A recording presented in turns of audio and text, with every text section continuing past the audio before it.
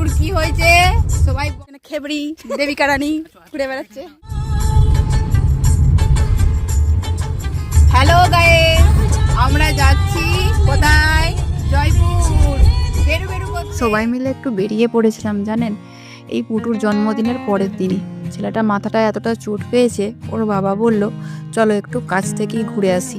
বাড়ির কাজ বলতে তো ওই জয়পুর জঙ্গল, ওই জঙ্গলের ভেতরটা। আমরা পাশাপাশি জায়গাটা একটু গেছি, কিন্তু জঙ্গলের ভেতরটা দিয়ে কোনোদিনও যাইনি। তো ওর বাবা বলল চলো একটু ভেতর দিকেই যাব, ছেলেটারও ভালো লাগবে। ঘরের মধ্যে বসে থেকে থেকে ওরও শরীরটা আরও খারাপ হয়ে যাবে, ওর থেকে একটু সবুজের মধ্যে থাকলে ওরও ভালো লাগবে। তাই বেরিয়ে পড়েছিলাম।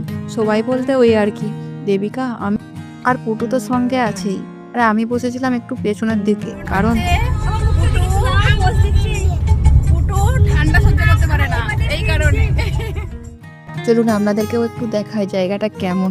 এই ঢুকছি জঙ্গলের ভেতরের দিকে। এই রাস্তাগুলোর দিকে কিন্তু খুব একটা বেশি গাড়ি যাতায়াত করে না। এই যে চলে এসেছি জয়পুর জঙ্গলের ভিতরে। ওখানে দাঁড়িয়ে আছে পুটু, এখানে দাঁড়িয়ে আছে দেবিকা, আর এখানেতে আমরা করছি ফটোশ্যুট। চলে এসেছি জঙ্গলের একটু ভেতরের দিকে।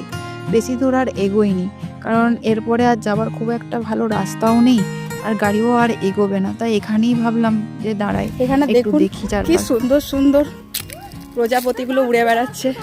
এত সুন্দর কালারফুল কালারফুল প্রজাপতি, দাঁড়ান দেখাচ্ছি। দেখছেন, এটা একটা ছোট্ট, এটা নদীর মতো গেছে ভেতর থেকে এই জায়গাটাতে।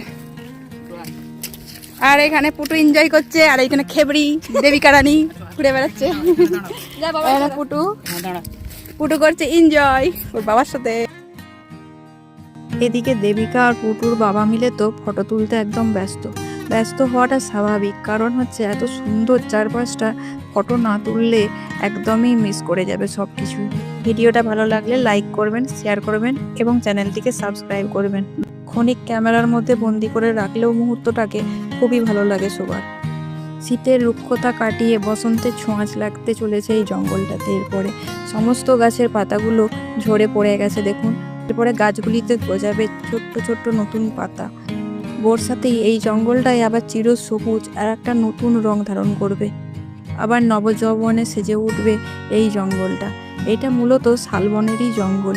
চলুন আমরা এরপরে ফেরার পথে 1 ঘন্টার মতো একটুখানি ঘুরে আসা হলো। খুব ভালো লাগলো, মনটা একদম রিফ্রেশ হয়ে গেল।